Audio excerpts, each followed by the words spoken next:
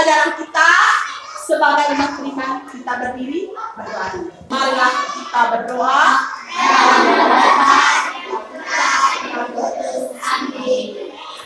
Ya Allah Tritunggal yang Maha Kudus, ajarilah kami untuk berdoa, berhati, berjuang, bekerja keras, dimanapun dan kapanpun untuk mendapatkan hasil yang terbaik bagi kami.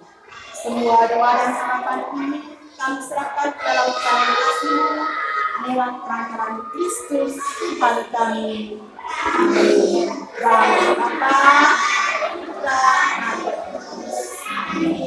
Materi kita hari ini tentang kisah Yakub. Sama-sama kisah Yakub. Tujuan pembelajarannya peserta didik mampu mengenal kisah Yakub yang berusaha mendapatkan hak anak sulung dari Esau, kakaknya, dan meneladani semangat Yakub yang menghargai hal-hal penting dalam kehidupan ini dan berusaha memperolehnya dengan doa, belajar, dan berlatih. Pertanyaannya, apakah kamu meneladani semangat Yakub yang menghargai hal-hal penting dalam kehidupan ini? Sudahkah kamu meneladani sikap Yakub? Ya? Sudah. Siapa yang sudah? Siapa yang belum? Nah, dengan cara apa? Sikap apa yang kamu teladani dari Yakub? Berdoa. Apa? Belajar. Berlatih. Bekerja keras. Yang kedua, bagaimana cara kamu memperoleh sesuatu yang baik dalam hidup? Bagaimana cara kamu untuk mendapatkan sesuatu yang baik? Berdoa. Apa lagi? Belajar. Supaya apa? Ya, terus berlatih. Ya, olahraga. Ya, itu adalah cara kamu untuk memperoleh sesuatu yang baik dalam hidup. Ya, dengan belajar. Semangat berjuang. Jangan lupa berdoa memohon perlindungan Tuhan dalam setiap pekerjaan kita. Orang ingin mendapatkan kedudukan istimewa atau juara. Ya, dalam perlombaan, ya, dalam kelas, pasti semua orang ingin menjadi juara. Nah, sekarang coba perhatikan gambar. Ya, di buku juga ada. Sudah lihat gambar? Sudah perhatikan? Sudah. Apa yang dilakukan anak-anak pada gambar? Ya? Apa? Anak-anak sedang mengikuti perlombaan, yaitu lomba lari. Apa saja yang dilakukan supaya mendapat juara? Ya? Belajar. Bagus. Apa lagi?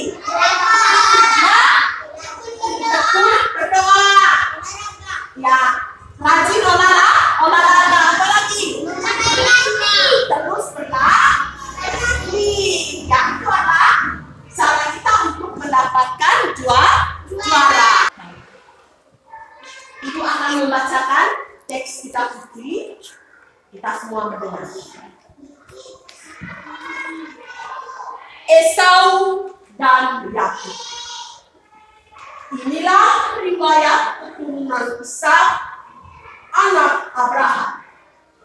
Abraham memperanakkan Ishak, dan Ishak berumur 40 tahun ketika Ribka, anak Betuel, orang Aram dari Padan Aram, saudara perempuan Laban, orang Aram itu, diambilnya menjadi istrinya. Berdoalah Ishak kepada Tuhan untuk istrinya, sebab istrinya itu mandul. Tuhan mengabulkan doanya, sehingga Ribka, istrinya itu mengandung. Tetapi lagi anak-anaknya bertolak-tolakan di dalam rahimnya, dan ia berkata, "Jika demikian halnya, mengapa aku hidup?" Dan ia pergi meminta petunjuk kepada Tuhan. Firman Tuhan kepadanya, "Dua bangsa ada di dalam kandunganmu, dan dua suku bangsa akan berpisah dari dalam rahimmu. Suku bangsa yang satu akan lebih kuat dari yang lain, dan anak yang tua akan menjadi hamba kepada anak yang muda." Setelah genap harinya untuk bersalin, memang anak kembar yang di dalam kandungnya. Keluarlah yang pertama, warnanya merah, seluruh tubuhnya seperti jubah berbulu. Sebab itu ia dinama Esau. Sesudah itu keluarlah adiknya, tangannya memegang tumit Esau. Sebab itu ia dinamai Yakub. Ishak berumur 60 tahun pada waktu mereka lahir. Lalu bertambah besarlah kedua anak itu. Esau menjadi seorang yang pandai berburu, seorang yang suka tinggal di padang, tetapi Yakub adalah seorang yang penang, yang suka tinggal di kemah. Ishak sayang kepada Esau, sebab ia suka makan daging buruan, tetapi Ribka kasih kepada Yakub. Pada suatu kali Yakub sedang memasak sesuatu, lalu datanglah Esau dengan lelah dari padang. Kata Esau kepada Yakub, "Berikanlah kiranya aku menghirup sedikit kari yang merah-merah itu, karena aku lelah." Itulah sebabnya namanya disebut Edom. Tetapi kata Yakub, "Juallah dahulu kepadaku hak kesulunganmu." Sahut Esau, "Sebentar lagi aku akan mati. Apakah gunanya bagiku hak kesulungan itu?" Kata Yakub, "Bersumpahlah dahulu kepadaku." Maka bersumpahlah Esau kepada Yakub, dan dijualnyalah hak kesulungannya kepada Yakub. Lalu Yakub memberikan roti dan masakan kacang merah itu kepada Esau. Ia makan dan minum, lalu berdiri dan pergi. Demikianlah Esau memandang ringan hak kesulungan. Demikianlah sabda Tuhan. Setelah kita mendengarkan teks kitab suci, ada pertanyaan. Nomor 1. Sekarang Ibu bagi lembar kerja. Kamu kerja di lembar kerja ini. Ibu bagikan dari KPD. Ya. Kamu misalnya ini satu kelompok. Nah, kamu kerja, ini pertanyaannya. Apakah arti hak anak sulung? Bagaimana cara Yakub mendapatkan hak anak sulung? Apa cita-citamu? Dan apa saja yang harus kalian lakukan untuk meraih cita-cita? Kerjakan di LKPD, lalu kumpul sebentar, Ibu akan ambil nilai. Paham? Paham? Ya, baik. Langsung kerja. Pertanyaannya itu. Ya.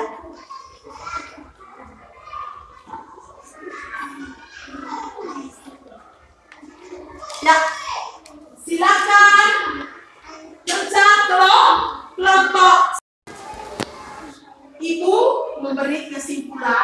dari kisah Yakub dan Esau. Hak anak sulung adalah hak istimewa di dalam keluarga menurut tradisi Yahudi. Anak sulung memiliki derajat tertinggi dalam keluarga setelah ayahnya.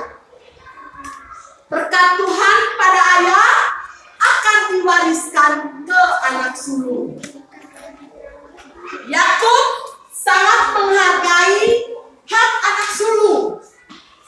Ia berusaha memperoleh hak istimewa itu. Sebaliknya, Esau meremehkan hak anak sulung yang dimilikinya. Ia rela menukarkannya dengan sepiring sayur kacang merah.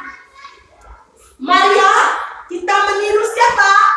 Meniru sikap Yakub, meniru semangat Yakub untuk menghargai hal-hal penting bagi hidup kita nanti.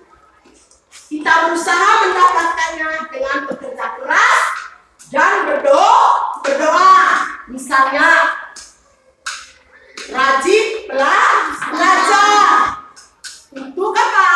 Meraih cita-cita supaya kelak atau supaya nanti menjadi orang yang bijaksana, orang baik, dan orang yang dihormati. Pertanyaan refleksinya untuk kita renungkan. Apakah aku sudah menghargai hal-hal penting dalam kehidupan ini? Itu pertanyaan untuk kita renungkan. Sudahkah aku menghargai hal-hal penting dalam kehidupan ini? Lalu untuk aksinya kah? Ya.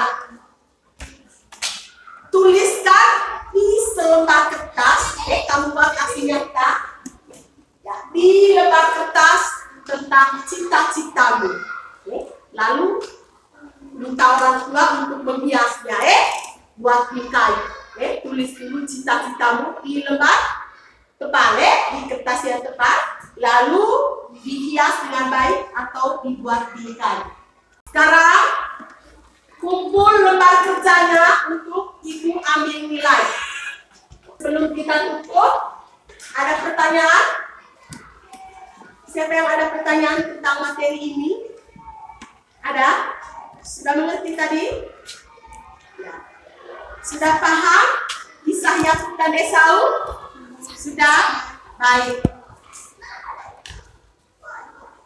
Materi kita sampai di sini. Kita lanjut untuk materi berikutnya. Kita tutup dengan doa. Berdiri. Marilah kita berdoa. Salam Maria. Selamat Tuhan sertamu. Terpujilah engkau di antara wanita, dan terpujilah buah tubuhmu Yesus. Santa Maria, Bunda Allah, doakanlah kami yang berdosa ini, sekarang dalam kematian kami, dalam Bapa dan Putra dan Roh Kudus. Amin. Silakan pulang.